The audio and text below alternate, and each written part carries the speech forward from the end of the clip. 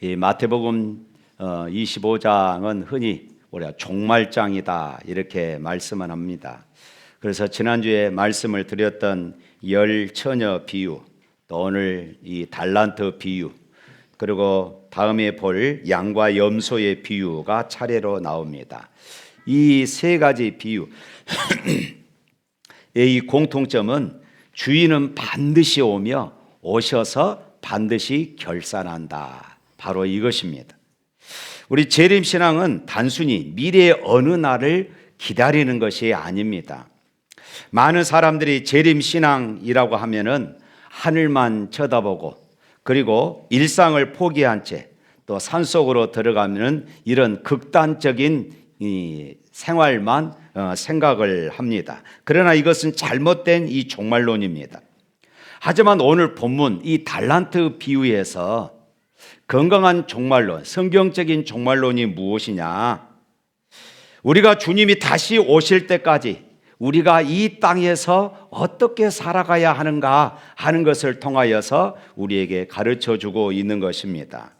오늘 본문 14절 말씀에 보면은 이렇게 말하지요. 또 어떤 사람이 타국에 갈 때에 그 종들을 불러 자기 소유를 다 맡김인 같으니, 여기서 이 어떤 사람은 예수님을 상징하고 타국, 그것은 예수님께서 이제 승천하셔서 하늘나라로 올라가신 바로 하늘나라를 상징을 합니다. 그리고 이 종들은 바로 저와 여러분들을 의미하는 것입니다. 그러니까 재림신앙은 단순히 어떤 날짜를 계산하는 것이 아니라 주인이 우리에게 맡기신 것 가지고 주인이 오실 때까지 우리가 어떻게 살았느냐 하는 것, 바로 이것이 재림신앙이다 하는 것입니다. 오늘 본문에 보면은 맡겼다 이렇게 말씀합니다. 이것은 내 것이 아니라는 것이지요. 주인이 맡겨 주었습니다. 우리는 관리자에 불과하다는 것이지요. 요즘 말로 하면은 이 매니저에 불과합니다. 그리고 성경적인 그런 의미, 이 고대 언어로 표현하면은 청지기입니다. 맡은 자예요. 관리자입니다. 그런데 이 5달란트, 2달란트 이 맡은 자와 다르게 1달란트는 이제 책망을 받습니다. 여기서 우리가 분명히 알아야 할 것이 있는데, 칭찬의 기준은 얼마나 남겼느냐 보다 얼마나 충성했느냐, 어떻게 살았느냐, 이것을 지금 기준으로 두고 있다는 것입니다. 5달란트 남긴 자와 2달란트 남긴 자에 대한 그런 칭찬이 토시 하나 틀리지 않고 똑같음을 우리가 보게 되어집니다. 책망의 이유가 무엇일까요? 1달란트 받은 자는 적게 남겨서가 아니라 무익했기 때문이다. 이렇게 지금 말씀하고 있어요. 주인의 마음을 알지 못하고 아무런 열정도 없는 그런 신앙생활을 했다는 것입니다. 오늘 본문 19절 말씀에 이제 이렇게 말합니다. 19절 한번 읽어볼까요? 19절 시작. 오랜 후에, 오랜 후에 그 종들의 주인이 돌아와 그들과 결산할세. 주인이 오랜 후에 돌아왔다 이렇게 지금 말하고 있습니다. 혹시 이 1달란트 받았던 사람은 아마 이런 생각을 했을 그런 가능성이 높습니다. 주인이 떠나간 후에 오랜 동안 돌아오지 않으니까 이제 주인은 돌아오지 않을 거야. 그리고 이 맡겨주신 것에 대해서 그 책임의식을 잊어버리고 살았던 것입니다. 이 부분이 오늘 본문의 핵심입니다. 왜냐하면 마태복음 24장과 25장은 중요한 신학적 주제를 다루고 있기 때문에 그렇습니다. 그것은 주님은 다시 오신다 하는 것입니다. 우리는 주님의 재림을 믿는다고 우리는 쉽게 말을 합니다. 오늘 이 자리에 앉아있는 저와 여러분들 모두가 주님의 재림을 다 믿고 있습니다. 할렐루야. 그러나 우리가 이론적으로 아는 것, 그리고 머리로 아는 것, 논리적으로 아는 것, 이것과 우리의 마음으로 믿고 그렇게 사는 것은 다르다는 것이에요. 여러분 정말 주님이 다시 오실 것을 여러분 믿으십니까? 그러나 더 중요한 것은 내가 그렇게 살았느냐 이것이에요. 주님이 다시 오실 것을 내가 믿는다면은 내가 지금 그것을 소망하며 그것을 준비하며 그렇게 살아가고 있느냐, 이것을 지금 성경은 강조하고 있다는 것입니다. 그분이 다시 오실 것이고, 따라서 내가 살아왔던 삶과 인류의 모든 역사는 그분 앞에서 반드시 심판을 받게 되고 결산할 그 날이 다가오고 있다. 이것을 우리가 분명히 믿는다면, 그렇다면 내가 어떻게 살아가야 할 것인가? 이것이 오늘 본문이 우리에게 던져주고 있는 말씀인 것입니다.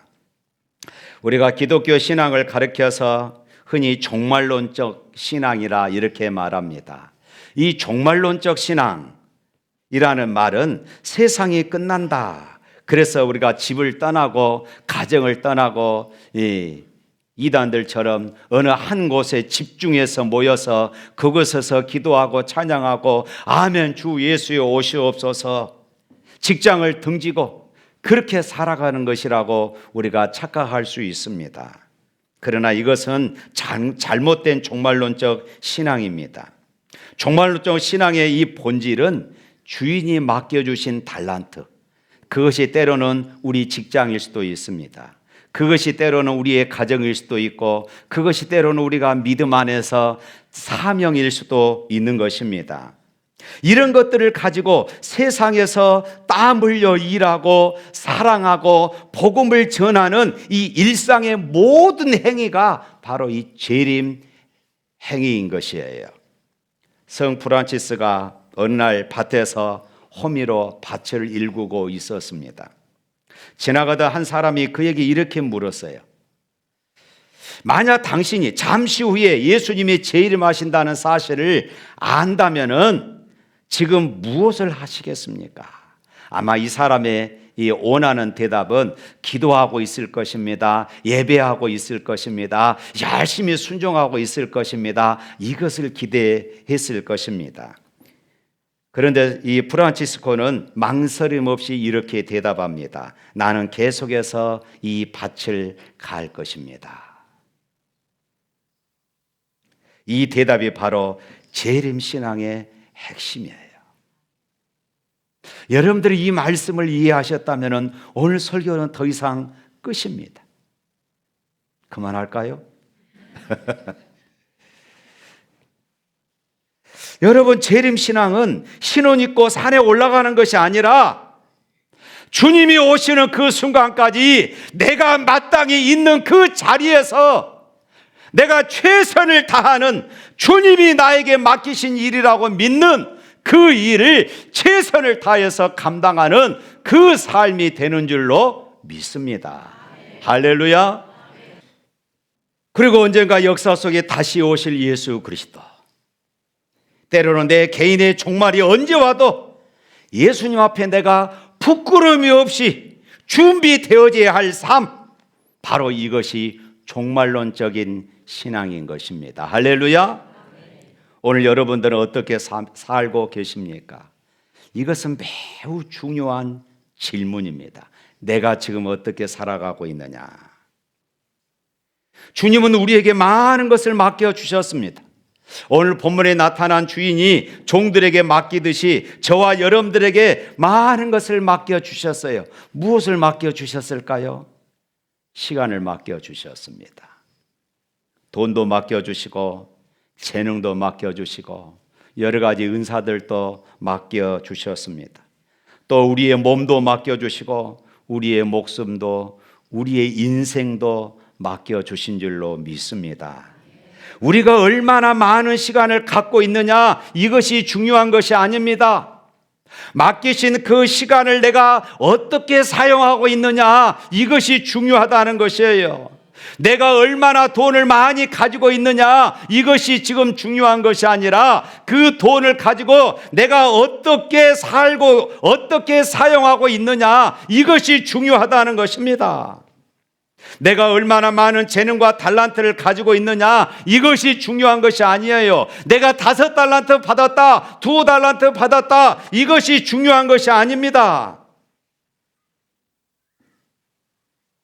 좋은 달란트, 탁월한 재능을 갖고도 별로 볼품없이 인생을 살아가는 그런 사람들이 있습니다.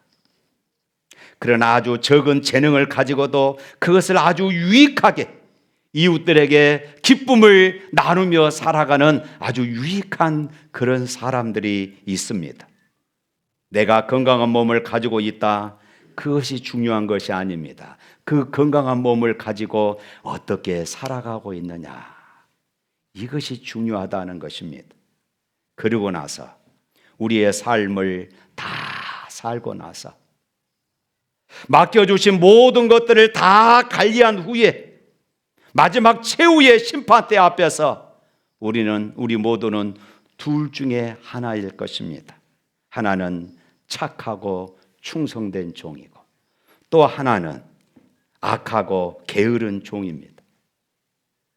오늘 여러분들은 어느 편에 속한다고 생각하십니까? 사랑하는 성도 여러분, 맡겨진 달란트에 대해서 반드시 계산하는 날이 옵니다. 믿으시기를 바랍니다. 그때 주인 앞에서 뚝뚝 떨어지는 땀방울을 닦으면서, 그리고 내가 열심히 일한 굳은 손바닥과 발바닥을 내밀면서 자신 있게 계산해 보는 종이 될 수 있기를 축복합니다. 그때 주님께서 우리의 눈물을 닦아주시고 흘린 땀을 모두 천국 보석으로 바꾸어 주실 것을 믿으시기를 축복합니다. 우리 인생의 결산이 되는 그날 착하고 충성된 종, 주님 앞에 이런 칭찬을 듣는 저와 여러분이 되시기를 주님의 이름으로 축복합니다. 오늘 본문에서 초점을 맞추어 가르쳐 주고자 하는 것은 5달란트, 2달란트가 아닙니다. 바로 이 1달란트 받은 사람에 대해서 초점을 맞추고 있다는 것입니다. 여기 보니까 1달란트 받은 종은 그 달란트를 가져다가 어떻게 했습니까? 땅에 묻어 주었습니다. 부끄러운 계산을 할 수밖에 없습니다. 아마 너무 적다고 묻어 둔지도 모르겠습니다. 그러나 하나님은 우리에게 여러분 적은 것을 주시지 않으셨습니다. 우리는 모두 큰 은혜를 받은 사람임을 믿으시기를 바랍니다. 천국을 섬기기에 꼭 필요한 것들을 우리에게 주셨어요. 그런데 오늘 본문을 보니까 1달란트 받은 종은 오해를 했음을 알 수가 있어요. 우리 24절 말씀 한번 읽어볼까요? 24절 시작.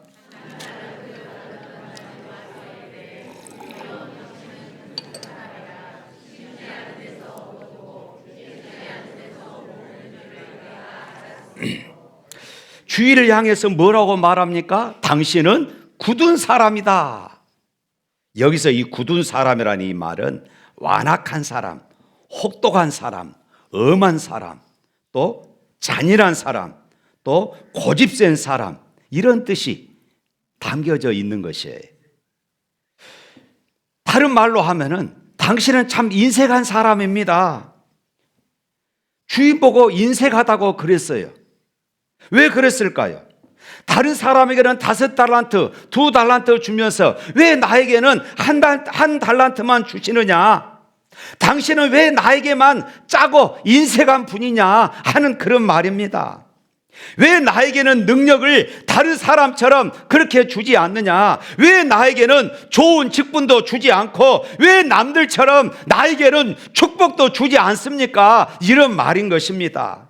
하나님이 축복을 주시면은 나는 5달란트 받은 사람보다 더 많이 남겼을 것인데 지금 이런 불만들이 섞여져 있는 것입니다. 그런데 여러분, 이 1달란트를 계산해 보면은 이것이 보통 돈이 아니라는 것을 알게 되어질 것이에요. 이 예수님 당시에 금 1달란트면은요, 적게 쳐도 20년치 월급입니다. 엄청난 돈이잖아요. 20년치 월급이에요. 그러니까 20년 동안 내가 아무것도 하지 않아도 내가 먹고 쓰고 남는다는 것이에요. 이거 얼마나 엄청난 것입니까? 그런데 주위를 향해서 뭐라고 했어요? 당신은 굳은 사람이다. 당신은 고집이 센 사람이다. 이렇게 말하고 있어요. 그러니까 책임을 지금 주인에게 돌리는 것입니다. 처음부터 이 사람은 일할 생각이 없었던 것이에요.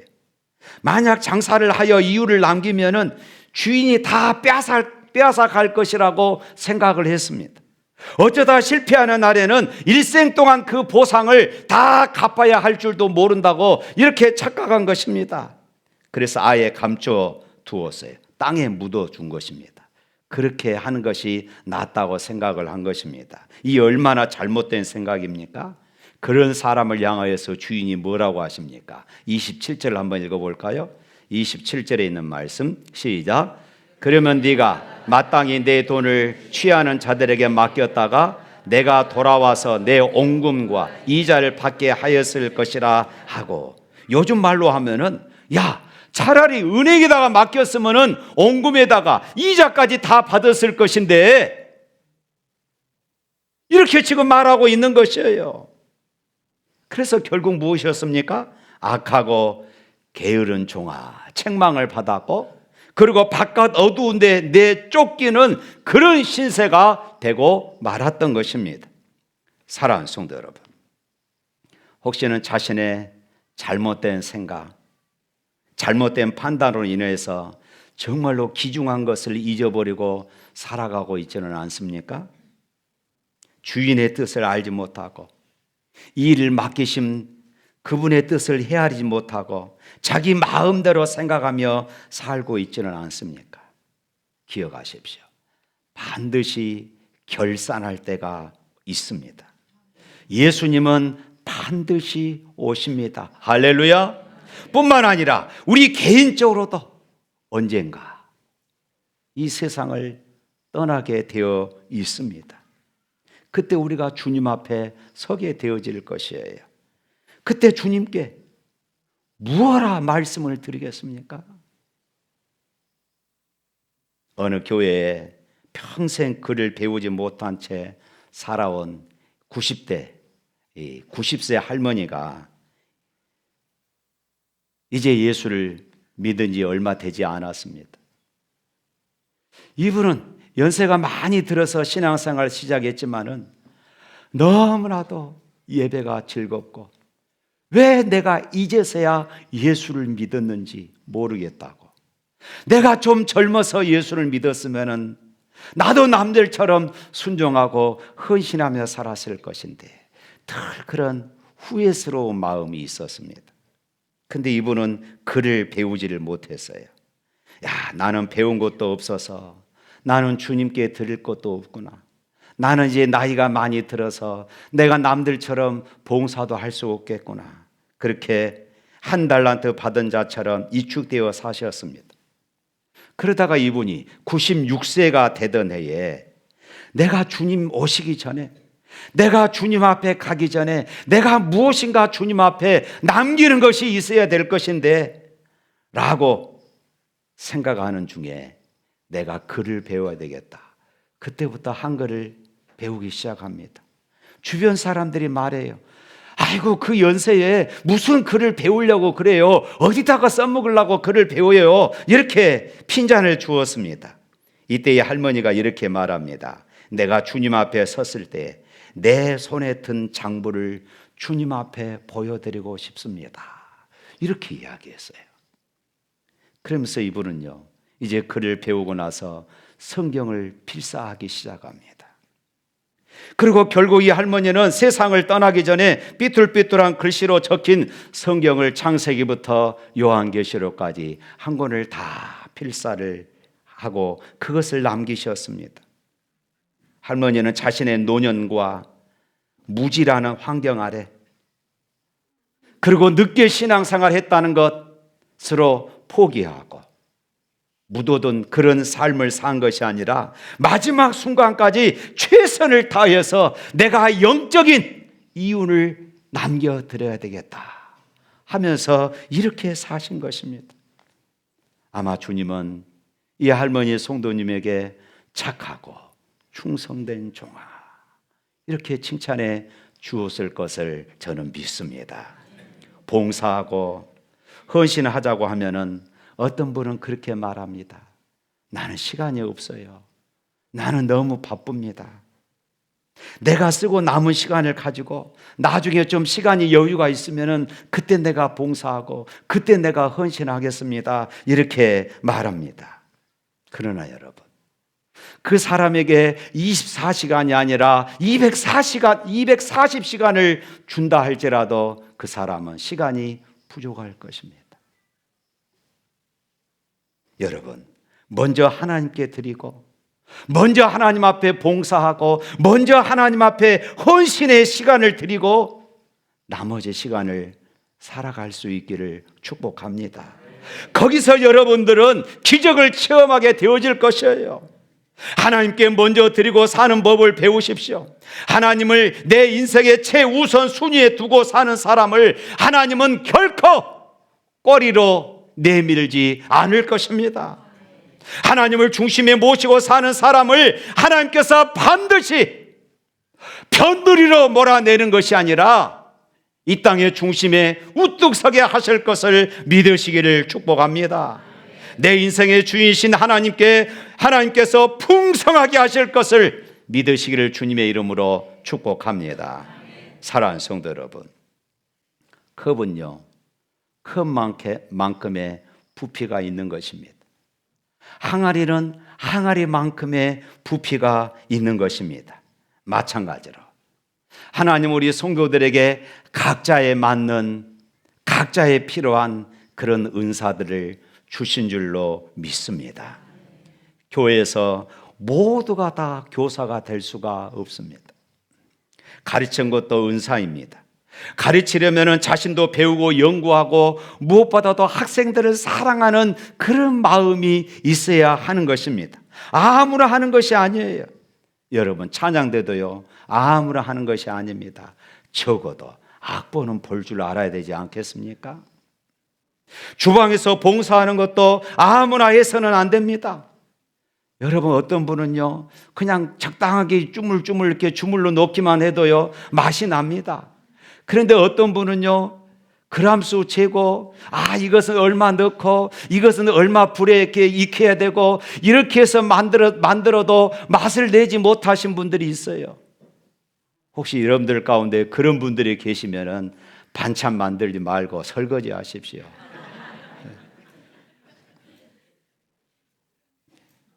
주차 안내 이혼, 차량 운행, 방송실에서 방송 송출하는 것, 그리고 찬양팀으로 봉사하는 것, 각기 재능으로 하는 것입니다.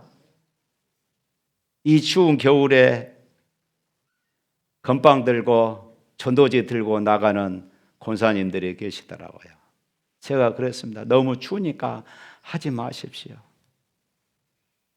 아니요, 안 추워요. 그러고 나가시더라고요. 어떤 분들은 교회 와서 구석구석 교회 주변에 담배 꼭져 죽고 교인들이 핀 것은 아닙니다. 쓰레기 주우면서 그렇게 청소하고 기도하는 분들이 계십니다. 보잘것없는 일이라도 아무도 알아주는 일이 아니라 할지라도 자신이 할 수 있는 일에 최선을 다하는 것이 그것이 하나님께 충성하는 것이고 그 사람의 충성을 하나님께서 축복하시고 칭찬해 주실 줄로 믿습니다. 주님이 기억하시면 족하리. 주님이 기억하시면 족하리. 주님이 기억하고 계십니다. 주님이 알고 계셔요. 사랑하는 성도 여러분, 주님은 반드시 오십니다. 오늘 19절에 있는 말씀처럼 오랜 후에 오실 수도 있고 지난주에 말씀드렸던 것처럼 밤중에 도둑같이 오실 수도 있습니다. 중요한 것은 언제 오시느냐 이것이 아니라 주님이 오셨을 때에 내가 지금 무엇을 하고 있느냐 이것이 중요하다는 것이에요. 여러분, 주님이 지금 오시면은 여러분들은 지금 무엇을 하고 있을 것 같습니까? 우리 손에 들려진 달란트를 보십시오. 혹시는 땅에 묻어두고 있지는 않습니까? 충성된 종에게 주어지는 최고의 보상이 무엇일까요? 오늘 21절과 23절에 동일하게 말씀하고 있어요. 우리 23절 한 절만 읽겠습니다. 그 주인이 이르되 잘하였도다 착하고 충성된 종아, 네가 적은 일에 충성하였음에 내가 많은 것을 내게 맡기리니 내 주인의 즐거움에 참여할지어다. 할렐루야. 여러분, 종은 보통 주인의 잔치상에 함께 앉지 않습니다. 이 종은 주인이 잔치상에 앉을 때에 부지런히 심부름하고 음식을 배달해야 돼요. 주인의 잔치에 함께 앉을 수가 없어요. 종은 밖에서 시종을 드는 존재입니다. 그러나 여러분, 오늘 말씀에 보니까 결산하는 그 날에 주인은 뭐라고 말합니까? 나의 즐거움에 함께 참여하자, 이렇게 말씀하고 있어요. 이는 더 이상 주인과 종의 관계가 아니라는 것입니다. 이제는 신랑과 신부의 관계고 아버지와 자녀의 관계가 되었다는 것입니다. 여러분, 재림은 우리가 주님과 완전히 하나 되는 영적인 혼인잔치의 시작인 줄로 믿습니다. 뿐만 아니라 네가 적은 일에 충성하였음에 내가 많은 것을 내게 맡기리니, 이렇게 말씀합니다. 사랑하는 성도 여러분, 천국에서의 즐거움은 아무것도 안 하고 노는 것이 아닙니다. 주님의 통치에 동참하는 영광스럽고 큰 사명을 우리가 받게 되어지는 것입니다. 다시 말해서 주인의 즐거움은 주인이 세상을 다스리고 회복하시는 그 기쁨에 우리가 파트너로 동참하는 그런 즐거움인 것입니다. 사랑하는 성도 여러분, 여러분의 신앙생활이 고단하십니까? 왜 내 신앙이 힘들까? 왜 내 삶이 힘들까? 여러분, 주님을 위해 헌신하는 것이 때로는 믿지는 장사처럼 보이지는 않습니까? 기억하십시오. 주인의 즐거움은 그 모든 수고를 잊게 만드는 완벽한 보상인 것을 믿으시기를 바랍니다. 로마서 8장 18절에 있는 말씀처럼 현재의 고난은 장차 우리에게 나타날 영광과 척기 비교할 수 없도다. 할렐루야. 주님은 여러분을 단순히 부려먹기 위해서 부르신 것이 아니라 천국의 가장 큰 기쁨 속에 여러분을 주인공으로 초청하기 위해서 달란트를 맡겨주신 줄로 믿습니다. 사랑하는 성도 여러분, 곧 그 문이 열립니다. 곧 주님이 다시 오십니다. 그날에 우리 모두 잘하였도다 착하고 충성된 종아, 이제 나와 함께 이 즐거움을 누리자 하시는 주님의 음성을 듣기를 주님의 이름으로 축복합니다. 우리 찬양하겠습니다.